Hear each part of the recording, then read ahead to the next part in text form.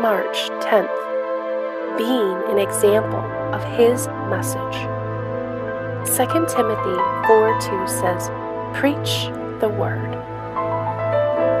We are not saved only to be instruments for God, but to be his sons and daughters. He does not turn us into spiritual agents, but into spiritual messengers. And the message must be a part of us. The Son of God was his own message. John 6:63 says, "The words that I speak to you are spirit, and they are life." As his disciples, our lives must be a holy example of the reality of our message. Even the natural heart of the unsaved will serve if called upon to do so. But it takes a heart broken by conviction of sin, baptized by the Holy Spirit, and crushed into submission to God's purpose to make a person's life a holy example of God's message.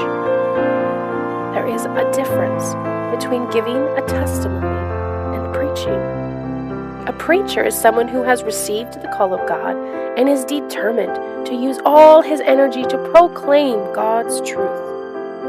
God takes us beyond our own aspirations and ideas for our lives and molds and shapes us for his purpose, just as he worked in the disciples' lives after Pentecost.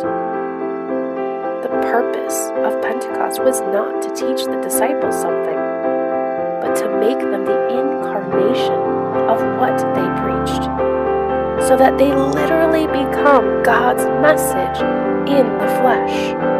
Acts 1:8 says, "You shall be witnesses to me."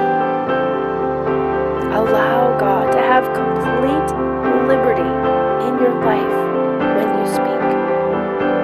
Before God's message can liberate other people, his liberation must first be real in you. Gather your material carefully and then allow God to set your words on fire for his glory.